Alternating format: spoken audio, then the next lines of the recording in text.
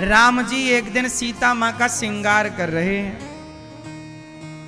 जब सीता माँ का श्रृंगार हो रहा था तब इंद्र का बेटा जयंत, उसे लगा कि मैंने तो सुना था कि प्रभु का अवतार हुआ है, पर ये कैसा भगवान बताओ, पत्नी के प्रेम में बताओ, ये तो कोई स्त्री लंपट होगा। तो जयंत जो इंद्र का बेटा है, जयंत ने माता जानकी माता सीता के पांव में चोंच मार दी, कौआ बनकर। क्या बनकर चोंच मारी? कौआ बन गया जयंत, और जानकी मां के चरणों में क्या मार दी? चोंच मारी। और जब चोंच मारी तो खून गिरा, और जब खून गिरता हुआ, रक्त गिरता हुआ प्रभु राम ने देखा, तो राम जी ने देखा कि सीता जी के पांव से खून निकल रहा, रक्त गिर रहा। तुरंत भगवान राम ने एक तिनके का धनुष बनाया, तिनके का बाण बनाया और ब्रह्मास्त्र का संधान किया और एक बाण छोड़ दिया तिनके का। राम जी ने किसका बाण छोड़ा? तिनके का।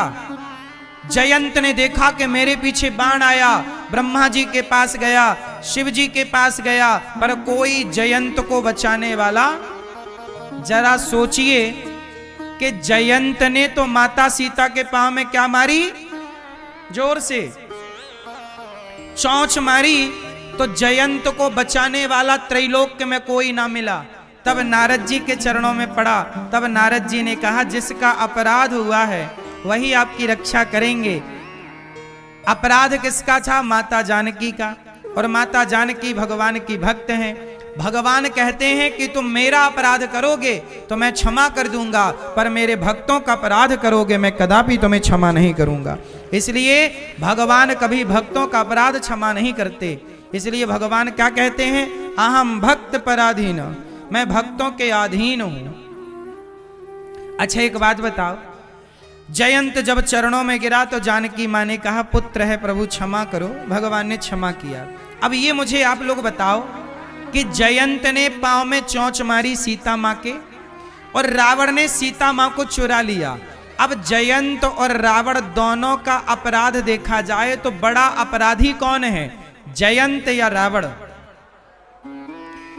अपराध ज्यादा किसने किया है? चोंच मारकर जयंत ने अपराध किया या सीता मां को चुरा कर रावण ने अपराध किया? ज्यादा बड़ा अपराधी कौन है, हम ये पूछ रहे हैं। बोलो, बड़ा अपराधी कौन? जोर से। हाँ, अपराध किसका बड़ा है? हाँ, रावण का अपराध बड़ा है, क्योंकि रावण पूरी पूरी सीता मां को चुरा ले गया। जयंत ने तो केवल चोंच मारी ना पांव में। तो जयंत ने केवल चोंच मारी थी, तो राम ने ब्रह्मास्त्र लगा दिया पीछे। तो रावण जब सीता मां को चुरा कर ले गया तो राम जी एक बाण रावण के पीछे भी तो लगा सकते थे। जयंत के पीछे राम ने बाण लगाया तो रावण के पीछे एक बाण नहीं भेज सकते थे? रावण को तभी राम जी मार देते एक बाण से। बताओ, तुरंत राम जी रावण को मार सकते थे कि नहीं? उत्तर दो, क्यों नहीं मारे? राम जी ने सीता मां के पांव में चोंच मारने वाले को तो देखो चरणों में गिरा दिया, और रावण पूरी सीता मां को लेके भाग गया। राम चुपचाप बैठे, राम रो रहे हैं, सीता सीता। और जब जयंत ने चोंच मारी तब राम नहीं रोए, सीता तब तो बाण मारी। तो ये बताओ, रावण के पीछे राम ने बाण क्यों नहीं छोड़ा? जानते हो क्यों? क्योंकि भगवान कहते हैं कि यदि आप मेरे आश्रित हो तो मैं आपकी रक्षा करूंगा। यदि आप केवल मुझे चाहते हो तो मैं आपकी रक्षा करूंगा। लेकिन आप मुझे छोड़कर भी किसी और को चाहने लग गए तो फिर थोड़ी देर के लिए मैं दूर खड़ा हो जाऊंगा। जयंत ने अपराध किया था, सीता मां के पांव में चोंच मारी, और सीता मां है भक्त, तो भक्त का अपराध कर दिया ना जयंत ने। ऐसे ही जब सीता मां का अपहरण हुआ तो थोड़ी सी गलती ना माता सीता से भी हो गई। जानते हो माता सीता से क्या अपराध हो गया? 2 अपराध हो गए। पहला अपराध माता जानकी से यह हुआ कि जानकी मां ने सोने के मृग की कामना कर दी। क्या कह दिया हमें ये सोने का? भगवान को छोड़कर भी क्या हम कुछ चाह सकते हैं? अरे भगवान के आश्रित रहने वाला प्रभु के सिवा भी कुछ चाहेगा क्या? भगवान ये कहना चाहते हैं, दुनिया वालों तुम मेरे अतिरिक्त यदि कुछ और चाहते हो, सोने का मृग चाहिए ना सीता मां को। राम जी बोले सोने के मृग में तो थोड़ा सा सोना होगा, सोना का मृग तो होता ही नहीं है। पर सीता मां का मन थोड़ा सोने में लग गया, तो राम जी बोले जब सोने में मन लग ही गया तो थोड़े सोना में क्यों, सोने की लंका ही भेज देता हूं। कुछ दिन रहेंगी, सोना देखेंगी तो सोने को देख देख करके जी भर जाएगा। तो पहला अपराध मां जानकी से हुआ कि राम के अतिरिक्त कुछ चाह लिया। इसलिए भगवान के सिवा कुछ ना चाहो, मेरे तो गिरधर गोपाल दूसरो ना, दूसरा कोई नहीं, चाहे सोना हो, चाहे हीरा हो, चाहे जमाना हो। पहला अपराध। दूसरा, जब राम जी सोने का मृग मारने गए मारीच को, तो मारीच ने छल किया, और छल करते हुए क्या चिल्लाया? जब मारीच को बाण लगा तो मारीच ने क्या चिल्लाया, क्या बोला? क्या बोला? हा लक्ष्मण। क्या बोला? लक्ष्मण, हा लक्ष्मण। जब लक्ष्मण पुकारा तो सीता मां को लगा कि राम संकट में आ गए और मदद के लिए लक्ष्मण को बुला रहे हैं। जब सीता मां को लगा कि राम पर कोई संकट है तो लक्ष्मण जी से कहा, लक्ष्मण जाओ, राम पुकार रहे हैं। लक्ष्मण जी बोले, मां वो भगवान हैं, उन्हें कोई संकट नहीं आ सकता। सीता मां ने कहा, नहीं नहीं जाओ। लक्ष्मण जी बोले, मां आप निश्चिंत रहिए, कोई संकट राम पर नहीं आएगा, मैं जानता हूं वो भगवान है। देखिए लक्ष्मण जी जानते हैं कि मेरे राम पर कभी कोई संकट नहीं आ सकता। पर सीता मां थोड़ा विचलित हो गई। राम की भगवत्ता को क्या मां सीता नहीं जानती थी? जानती सब थी, पर फिर भी ये लीला है। और दूसरा आपको ये भी समझना चाहिए कि ये असली सीता नहीं है। ये असली सीता तो उस समय अग्नि में वास कर रही थी, ये छाया सीता है। जो वेदवती नाम की स्त्री थी वह इस समय सीता मां का अभिनय कर रही है। इसकी कथा मैंने कई बार सुनाई है, ये वेदवती कौन है। पर अभी ये प्रसंग आपको मैं क्लियर करूं कि सीता मां ने जब पुकारा, राम जी ने पुकारा लक्ष्मण, तो सीता मां ने लक्ष्मण जी से कहा जल्दी जाओ और बचाओ। लक्ष्मण जी नहीं गए तो सीता मां ने वहां बहुत कठोर शब्दों का प्रयोग किया। हे लक्ष्मण तुम चूड़ी पहन लो। वाल्मीकि रामायण में तो बहुत कुछ वर्णन है, तुलसीदास जी ने तो बहुत कम शब्दों में लिखा। बहुत कठिन, बहुत कठोर शब्द सीता मां ने लक्ष्मण जी को कहे। लक्ष्मण जी को इतना कहा कि लक्ष्मण जी रोने लग गए कि मां क्या कह रही हो। तब लक्ष्मण रेखा खींच करके, मां अच्छा मैं जा रहा हूं, पर तुम इस रेखा के बाहर मत जाना, क्योंकि यहां मायावी राक्षस रहते हैं। लक्ष्मण जी को बहुत बोला माता सीता ने कि तुम तो चाहते नहीं हो कि राम जिंदा रहें। जैसे भरत की मां ने हड़प लिया है, शायद तुम्हारे मन में भी कुछ ऐसे ही छल कपट है लक्ष्मण। ऐसा ऐसा कह दिया जिस बारे में लक्ष्मण जी कभी सोच नहीं सकते। जब ऐसा कठोर शब्दों का प्रयोग मां भगवती ने किया तब क्या हुआ जानते हो? लक्ष्मण जी चले गए। और जब लक्ष्मण जी गए तो रावण आया, भिक्षा मांगी, सीता मां बाहर गई और रावण लेकर गया। राम जी चाहते तो एक बाण छोड़ देते, रावण के पीछे नहीं छोड़ा। क्यों? क्योंकि सीता मां से दूसरा अपराध हो गया, लक्ष्मण जैसे भक्तों का मां भगवती ने अपमान कर दिया। और भगवान कहते हैं कि मेरे भक्तों का कभी अपमान ना करना, कभी किसी भक्त का तिरस्कार ना करो। ये साधु संत लोग दिन भर राम राम जपते, दिन भर भगवान का भजन करते, और आप लोग ना बिना सोचे विचारे कह देते हो, अरे बाबा लोग तो पाखंडी हो गए, ढोंगी हो गए। तुम कितना जानते हो भाई साधु संतों को? कोई होगा पाखंडी तो होगा, लेकिन आप तो सभी को कह देते हो ना, सभी तो नहीं हो सकते ना। ये दिन भर भजन कर रहे हैं, दिन भर भगवान का नाम जप रहे हैं, लेकिन आपने अपराध तो कर दिया ना जब किसी साधु को गलत कह दिया। भगवान कहते हैं कि मेरी पत्नी, अच्छा बताओ लक्ष्मण जी भक्त हैं कि नहीं? बोलो हाँ जोर से।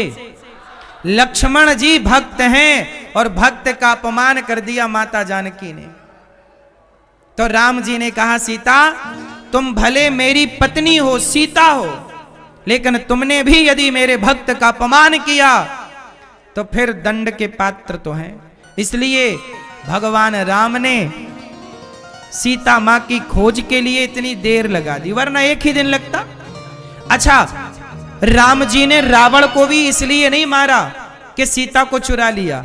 रावण ने तो बहुत मौका राम जी ने दिए, रावण लौटा दे सीता को। अच्छा, रावण से भी एक अपराध हो गया। रावण ने एक भक्त को लात मार दिया। क्या नाम था भक्त का? रावण जबहि विभीषण त्यागा, भयउ विभव बिनु तबहि अभागा। अस कही चला विभीषण जबहि, आयो हीन भये सब तबहि। रावण ने विभीषण को जिस दिन त्यागा, रावण उसी दिन आयुहीन हो गया, भाग्य को त्याग दिया। विभीषण भगवान के भक्त हैं और भगवान कहते हैं रावण तुम मुझे लात मारते तो मैं तुम्हारे लात को बर्दाश्त कर लेता। भृगु ऋषि ने लात मारी भगवान की छाती पर, भगवान ने चरण पकड़कर कहा भृगु जी मेरी छाती बड़ी कठोर थी, आपके चरण बड़े कोमल थे, कहीं चोट तो नहीं लग गई?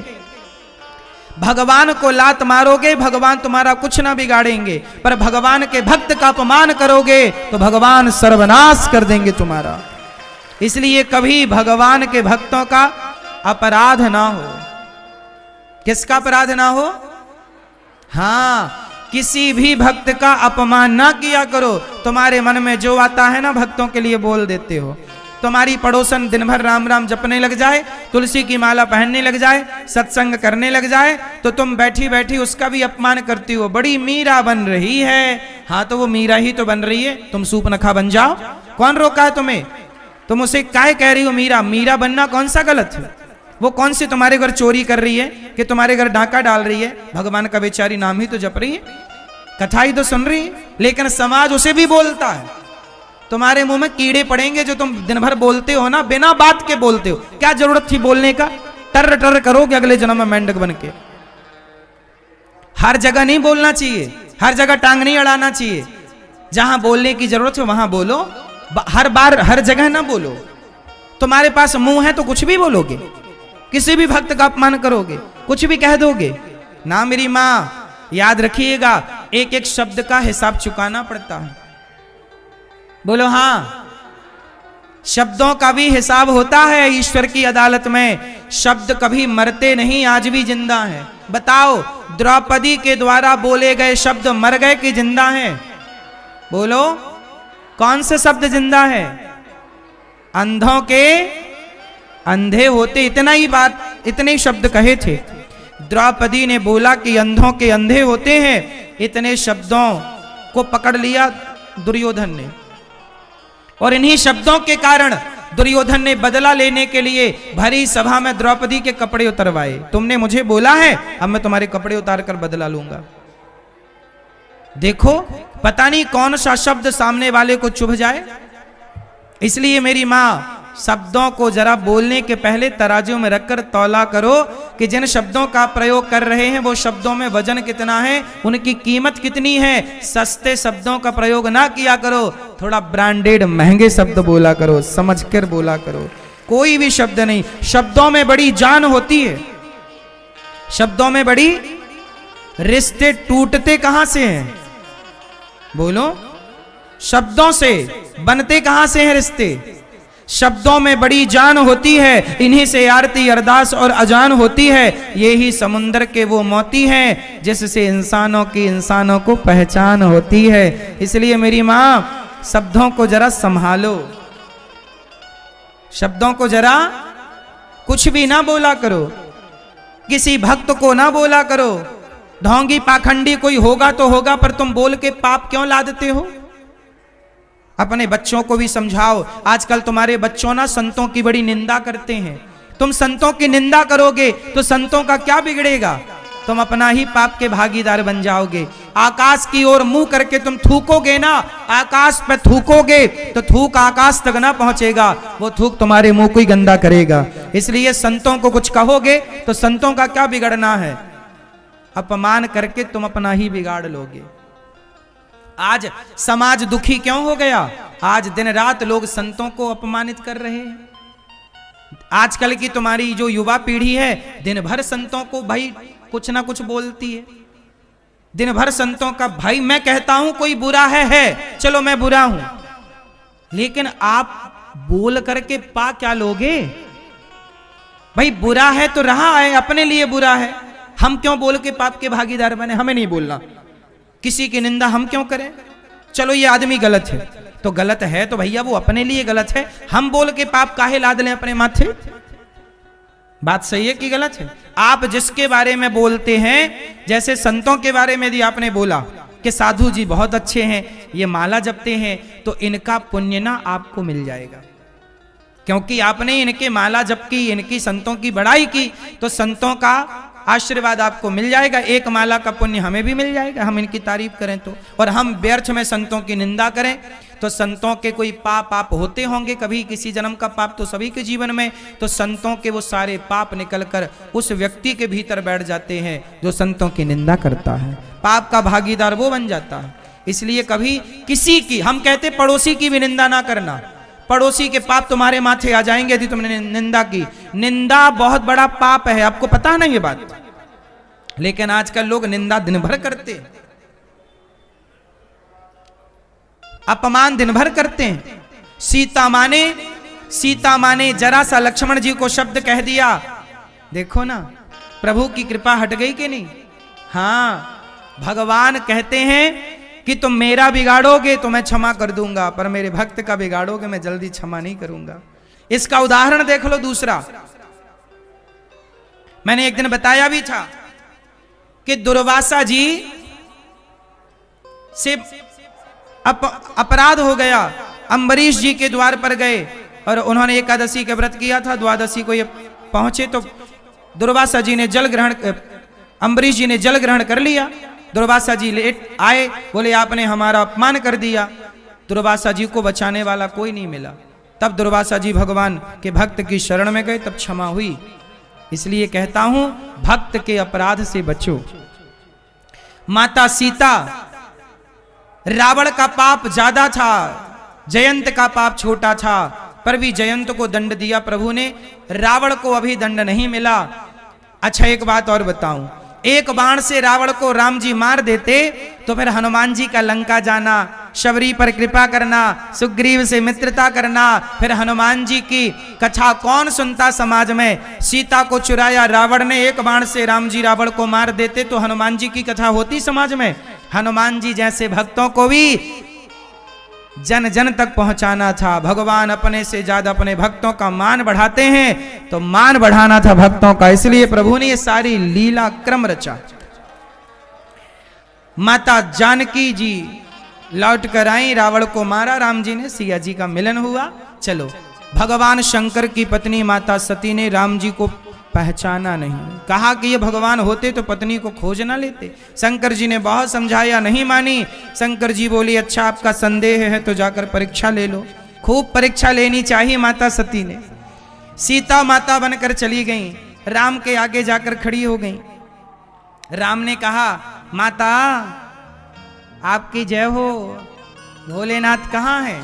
माता सती बोली मैं तो सीता बनकर खड़ी, आपने कैसे पहचान लिया? राम जी बोले कि मेरी सीता तो मेरे पीछे खड़ी होती है, आप मेरे आगे खड़ी हो, आगे तो मेरी माँ ही खड़ी हो सकती है माँ, और कोई नहीं खड़ा हो सकता। भगवान राम ने माता सती को पहचान लिया, परीक्षा लेने आई थी। अब सती माँ वहां से गई तो जहां देख रही हैं वहां सीताराम नजर आ रहे हैं, भगवान की भगवत्ता नजर आई तो माता सती ने नेत्र बंद कर लिए, देखना ही नहीं चाहा। समाज में कुछ लोग इतने जिद्दी होते हैं कि यदि उनके सामने सच आ भी जाए तो वो सच को स्वीकार नहीं करते। जैसे माता सती के सामने जब सीताराम आए तो स्वीकार नहीं किया। शंकर जी ने पूछा हो गई परीक्षा? तो कछु न परीक्षा ली ने गोसाई, हमने कोई परीक्षा नहीं ली, ऐसा कहकर माता सती आई। शंकर जी ने सब देखा और भगवान शिव ने माता सती का परित्याग कर दिया। क्या कर दिया? त्याग। क्यों त्याग किया? शंकर जी बोले सीता मेरी माता है, राम मेरे पिता हैं। शंकर जी बोले मैं राम और सीता को अपने माता पिता की तरह रखता हूं हृदय में, और मेरी पत्नी ने मेरी माता का रूप बना लिया। अब जिस पत्नी ने माता का रूप बना लिया हो, भला उस पत्नी को पत्नी के रूप में कैसे स्वीकार कर सकते हैं? वो तो माता बन गई, क्योंकि सती सीता बन गई और सीता शंकर जी की माता मानते हैं। शंकर जी सीता को क्या मानते हैं? माता। और पत्नी ने रूप किसका बनाया? सीता का। तो शंकर जी बोले अब आप तो हमारी माता हो गई, अब पत्नी के रूप में स्वीकार कैसे करें? तो शंकर जी ने माता सती का त्याग किया, और फिर वही माता सती बिना बुलाए अपने पिता दक्ष के यज्ञ पर गई, और वहां जब शिव का अपमान देखा तो जल करके भस्म हुई, योग अग्नि में जलकर भस्म हुई। और वही माता सती का शरीर लेकर भगवान शिव दौड़े, और जहां जहां माता सती का अंग गिरा वह एक एक शक्ति पीठ बनती चली गई, 52 शक्ति पीठ हो गई। 51 भारत में बंटवारे के टाइम हिंगला शक्ति पीठ पाकिस्तान की भूमि पर चली गई। तो बाद में वही माता सती हिमालय की बेटी पार्वती बनी, तब जाकर के भगवान शिव पार्वती का विवाह संपन्न हुआ। बोलिए शंकर भगवान की। इस पूरी कथा से आपको क्या समझ में आया ये बताओ। पहली तो ये सीख हमें मिली कि माता सती को राम पर संदेह हुआ। तो मैं आपको बताऊं, माता सती को संदेह यदि ना होता तो आज सारे हो चुका। ठीक है। दूसरा, कभी भी अपराध ना हो, ना तो भक्त का ना तो भगवान का। हरि हर निंदा धर्म का। आपसे प्रार्थना है कि आप भी सदा धर्म पर ही चलना, कभी धर्म को ना छोड़ना। और सबसे बड़ा धर्म क्या है? परहित सरिस धर्म नहीं भाई, परोपकार सबसे बड़ा धर्म है। इसलिए ये दास अनिरुद्ध आपसे कहेगा कि आप भी धर्म पर चलें, भगवान शिव से सीखें। धर्म के 4 चरण होते हैं, सत्य, दया, दान और तप।